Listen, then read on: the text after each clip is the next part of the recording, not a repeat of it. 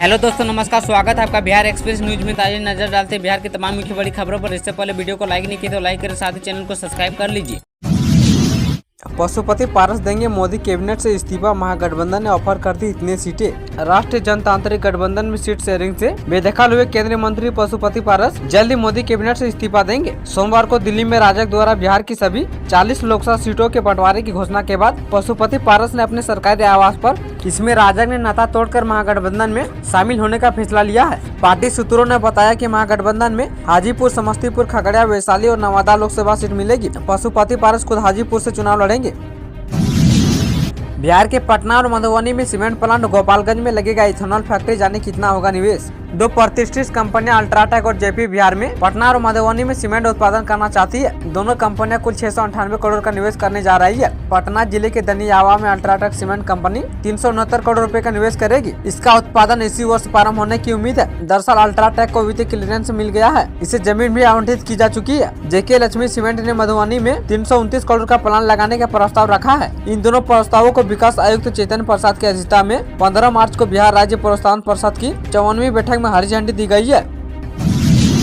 बिहटा में बनेगा पटना एयरपोर्ट से बड़ा टर्मिनल, प्रोजेक्ट पर खर्च होंगे 1453 करोड़ रुपए। बिहार में पटना एयरपोर्ट से बड़ा टर्मिनल बनने में आ रही अड़चनें लगभग दूर हो गई है। बिहटा एयरपोर्ट को पिछले वर्ष जुलाई में वित्तीय स्वीकृति मिल गई थी। अब प्रशासनिक स्वीकृति मिलने के साथ निविदा की प्रक्रिया शुरू कर दी गई है। उम्मीद थी कि फरवरी अंत तक निर्माण कार्य शुरू हो जाएगा, लेकिन अभी 2 महीने और लगने की संभावना है। बिहटा एयरपोर्ट से सिविल इंक्लेव निर्माण के लिए राज्य सरकार ने पहले चरण में 126 एकड़ जमीन दी थी, जिसमें 108 एकड़ भूमि पर टर्मिनल भवन और 18 एकड़ में स्टेट हैंगर का निर्माण होना है। इसके अतिरिक्त 8 एकड़ भूमि की मांग की गई थी, जिसके अधिग्रहण की प्रक्रिया पूरी हो गई है। अधिसूचना जारी कर शेष जमीन एयरपोर्ट अथॉरिटी को सौंप दी जाएगी। इस परियोजना पर कुल 1453 करोड़ रुपए खर्च होंगे।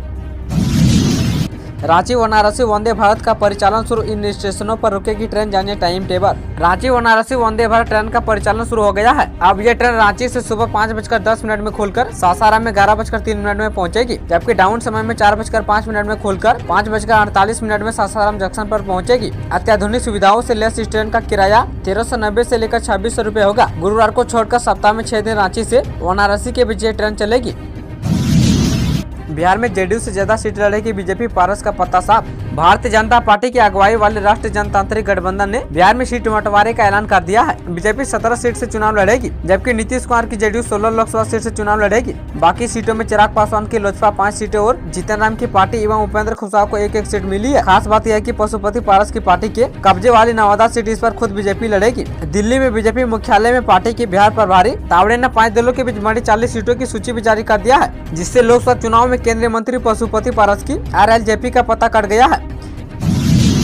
चुनाव से पहले एक्शन में इलेक्शन कमीशन, बिहार समेत 6 राज्यों के गृह सचिव को हटाए गए। लोकसभा चुनाव से पहले केंद्रीय निर्वाचन आयोग ने बड़ा फैसला लेते हुए बिहार के गृह सचिव एस सिद्धार्थ को हटाने का आदेश दिया है। बिहार समेत 6 राज्यों के गृह सचिव हटाए गए हैं। केंद्रीय निर्वाचन आयोग ने बिहार के साथ झारखंड, उत्तर प्रदेश, उत्तराखंड, हिमाचल प्रदेश और गुजरात के केंद्रीय सचिव को पद से हटा दिया है। लोकसभा चुनाव 2024 को पूर्ण स्वच्छता के साथ संपन्न कराने का आश्वासन मुख्य निर्वाचन आयोग ने अपने प्रेस कॉन्फ्रेंस के दौरान दिया था। माना जा रहा है कि इस रणनीति के तहत केंद्रीय निर्वाचन आयोग ने यह कदम उठाया है। लोकसभा चुनाव 2024 का बिगुल बजने के साथ ही बिहार समेत पूरे देश में आचार संहिता लागू हो चुकी है। केंद्रीय चुनाव आयोग ने 7 चरणों में होने वाली चुनावों की तारीखों का ऐलान कर दिया है। उसके साथ ही इलेक्शन कमीशन फुल एक्शन में है। बीते 14 मार्च को केंद्रीय चुनाव आयोग ने अपने प्रेस कॉन्फ्रेंस के दौरान यह बात साफ कर दिया था कि जो भी अधिकारी 3 साल से अधिक समय से एक ही स्थान पर पदस्थापित है, उनको बदला जाएगा। बता दें कि इससे पहले चुनाव आयुक्त राजीव कुमार खुद बिहार दौरे पर आए थे और बारीकी से तमाम चीजों का अध्ययन किया था। एस सिद्धार्थ पर भी इसी के तहत कार्रवाई की गई है। माना जा रहा है कि अभी और अधिकारियों पर भी कार्रवाई हो सकती है।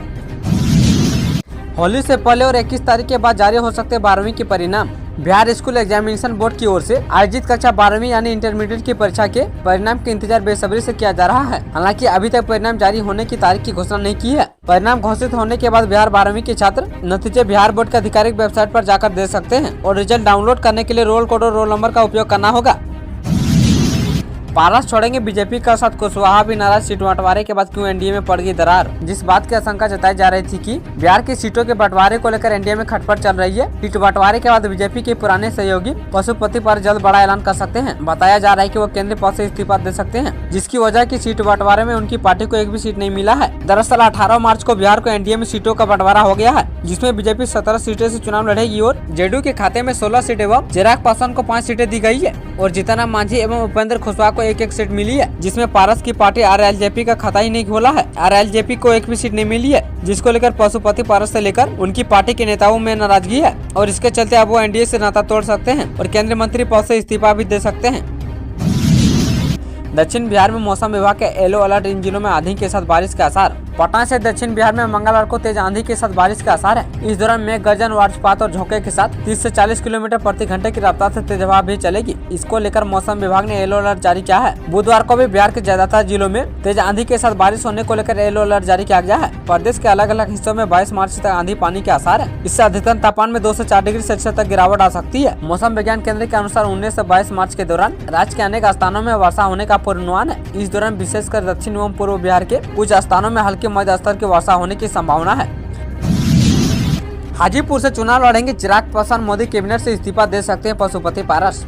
एनडीए में बिहार की लोकसभा सीटों के बंटवारे के बाद लोजपा के प्रमुख चिराग पासवान ने साफ किया है कि वो लोकसभा चुनाव हाजीपुर सीट से लड़ेंगे। वह वर्तमान में जमुई के सांसद हैं। उधर एनडीए में तवज्जो नहीं मिलने के बाद RLJP के प्रमुख पशुपति पारस 1-2 दिनों के भीतर केंद्रीय मंत्रिमंडल से इस्तीफा दे सकते हैं। चिराग पासवान ने सोमवार को दिल्ली में मीडिया से बातचीत में कहा है कि वो हाजीपुर सीट से ही चुनाव लड़ेंगे। उन्होंने प्रधानमंत्री को विशेष रूप से ये कहते हुए धन्यवाद दिया है कि उन्होंने हमारी पार्टी की चिंता की और मान सम्मान रखा है। चिराग ने कहा कि मुख्यमंत्री नीतीश कुमार एवं पूर्व मुख्यमंत्री जीतन राम मांझी और मंत्री उपेंद्र कुशवाहा का भी आभार है कि सभी ने सहजता से सीट बंटवारे का फैसला लिया है। कहा एनडीए को 400 से अधिक सीट लोकसभा चुनाव में दिलाने के लिए हम सब एक साथ आए हैं। उधर केंद्रीय मंत्री पशुपति पारस अपने पद से इस्तीफे का ऐलान 1-2 दिनों में कर सकते हैं। उनकी पार्टी RLJP को लोकसभा चुनाव में एनडीए के तहत कोई सीट नहीं मिलने के बाद वो इस पर गंभीरता से विचार कर रहे हैं। उन्होंने सोमवार को दिल्ली में अपने आवास पर पार्टी नेताओं के साथ विचार विमर्श किया है। बताया जा रहा है कि मंगलवार को वो मुख्यमंत्री नीतीश कुमार से भी दिल्ली में मुलाकात कर सकते हैं। इसके बाद उनके पटना आने की भी संभावना है।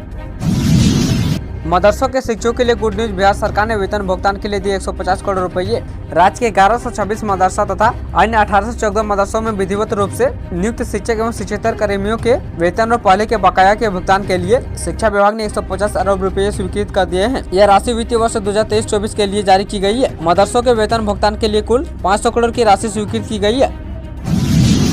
नवादा में लोकसभा चुनाव के लिए नामांकन प्रक्रिया कल से शुरू। ऐप से आचार संहिता उल्लंघन पर रहेगी नजर। लोकसभा चुनाव 2024 के लिए नामांकन की प्रक्रिया 20 से लेकर 28 मार्च तक चलेगी। इस दौरान होली की छुट्टी भी शामिल रहेगी। जिला प्रशासन की ओर से नामांकन की प्रक्रिया पूरी करने को लेकर आयोग के निर्देश अनुसार सभी तैयारियों को पूरा किया जा रहा है। समरनालय तक जाने वाले सभी रास्तों में ड्राफ्ट गिफ्ट लगाए जा रहे हैं, जबकि सुरक्षा व्यवस्था को लेकर पुलिस प्रशासन को मुस्तैद किया गया है। नामांकन अवधि के दौरान ट्रैफिक व्यवस्था में भी बदलाव देखने को मिलेगा। जिला प्रशासन के द्वारा नामांकन प्रक्रिया को लेकर सभी तैयारियां पूरी की जा रही है। निर्वाचन पदाधिकारी सर DM आशुतोष कुमार वर्मा की देखरेख में नामांकन प्रक्रिया पूरी करने को लेकर सभी तैयारियों को अंतिम रूप दे दिया गया है। जानकारी हो कि बुधवार से नामांकन की प्रक्रिया शुरू होगी। समाहरणालय के मुख्य द्वार पर ही प्रत्याशी के साथ आने वाली भीड़ को रोकने के लिए व्यवस्था होगी। बिहार में हर्निया का ऑपरेशन कराने गए मरीज की डॉक्टर ने कर दी नसबंदी। अब सीएम ने दिए ये जांच के आदेश। बिहार के डॉक्टर बीच बीच में कमाल का काम कर देते हैं। राज्य का स्वास्थ्य महकमा एक बार फिर चर्चा में है। अब मुजफ्फरपुर में डॉक्टरों ने अजब कारनामा कर दिया है। करना था हर्निया का ऑपरेशन और डॉक्टर साहब ने कर दी मरीज की नसबंदी। अब मरीज की शिकायत के बाद सिविल सर्जन ने जाँच के आदेश दे दिए हैं। यह अनोखा मामला जिले के औराई प्रखंड का बताया जा रहा है। सिविल सर्जन ने बताया कि जल्दी टीम बनाकर दोषी अस्पताल और आरोपी डॉक्टर के खिलाफ बड़ी कार्रवाई की जाएगी।